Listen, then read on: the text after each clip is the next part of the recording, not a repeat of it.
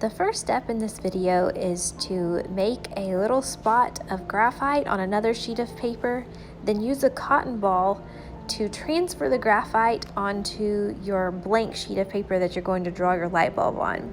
You want to just rub the cotton ball in the spot that you made with your pencil and then lightly brush it onto your paper until you have a shade of gray that you're happy with. Today's video is about learning how to shade, not learning how to draw. So I don't want you to try to draw this freehand. To save some time, we're going to trace the outline of the light bulb. You can do this on a window, or you can make a little light table using a lamp like I've done here. It's a little easier to see if you use the method with the lamp. Just get you something clear like a storage tote lid and put it over a lamp and use that to trace your light bulb.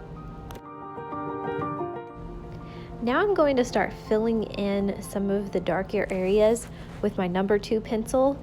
The number 2 is a good place to start because you can see where some of the shading is going to be. You can start kind of seeing if your drawing is coming along like you want it to before you start putting the General's layout pencil down. The General's layout pencil is going to be a little harder to erase. So it's good to start with the number 2 so that you're not fully committed until you can see that you have things kind of in the right spot and that your drawing is coming along like you want it to. Remember, when you're shading and you want your shading to look really smooth, that you should use the side of your pencil, not the tip of your pencil. Also keep in mind during this video, I have sped this video up by 2, so the video is actually moving twice as fast as I was moving in real life. I had to do this or otherwise my video would have been 2 hours long. That's how long I spent drawing this light bulb. I also went through and edited out all the times when I was just sitting and thinking, or my pencil was kind of just wandering around as I was trying to figure out what spot to do next. So I don't want you to think that your drawing and the pace that you're moving should match mine. Please feel free to stop and start this video as you need to if you want to follow along with me, or at a certain point you may decide that you feel pretty comfortable with what you're doing and you want to just kind of go off on your own. I'm not going to talk through the whole thing, and I'll let you know when I'm done with the talking part so that you can decide if you want to do that or not. You can see I'm going back in up in the top left-hand corner and putting in some dark General's layout pencil. Then I'm going in with my lightest pencil, my 6H, and putting in some of the lighter shading with that pencil.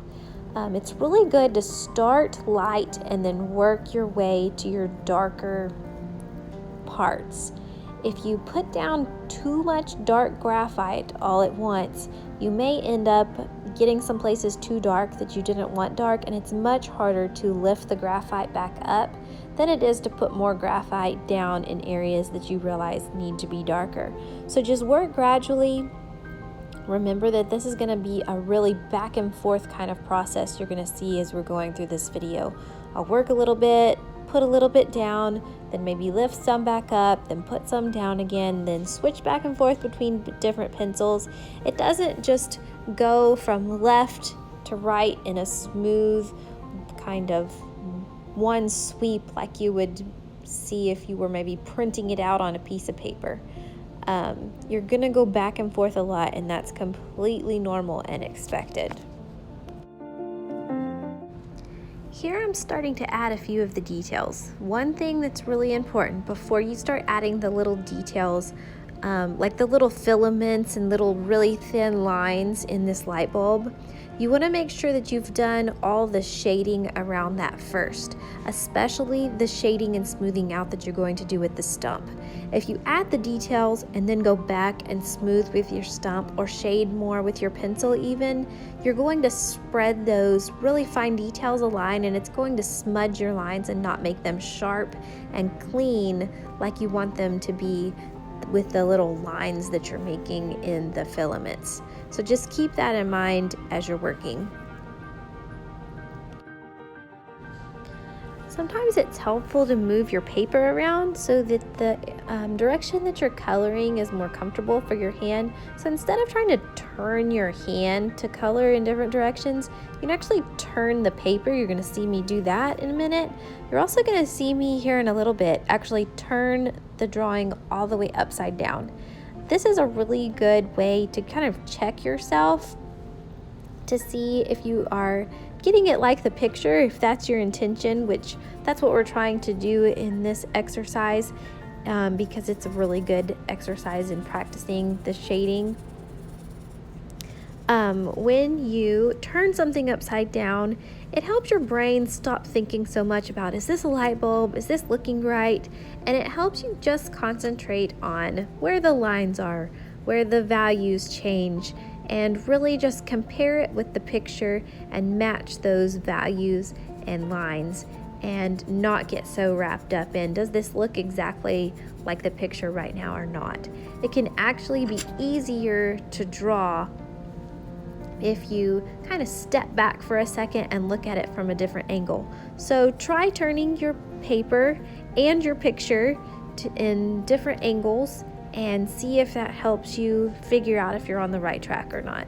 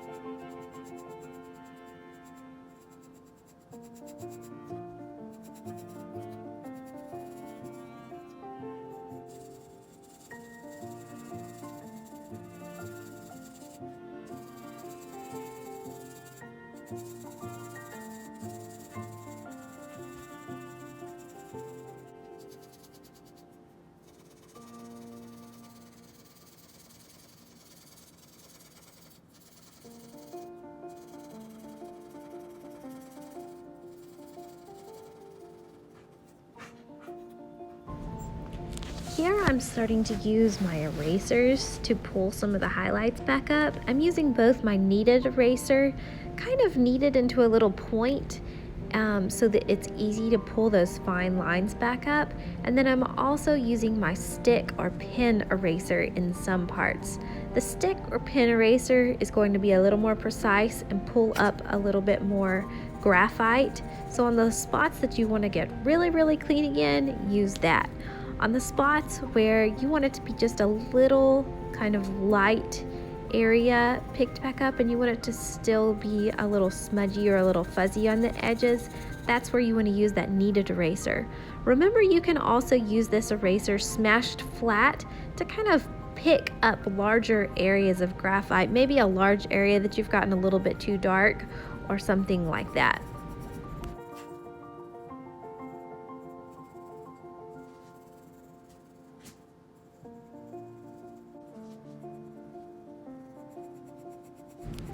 I want you to notice again how much switching between different utensils and starting over there is.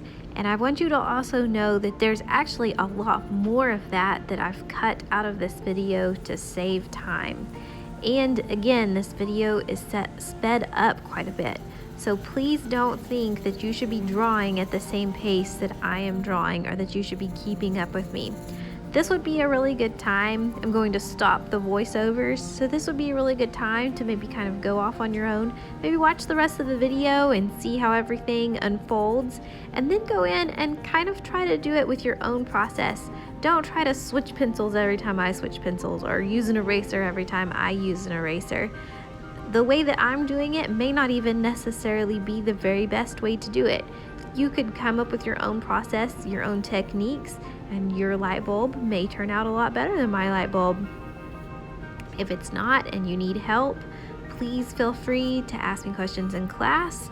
And if you are doing this video at home, feel free to email me or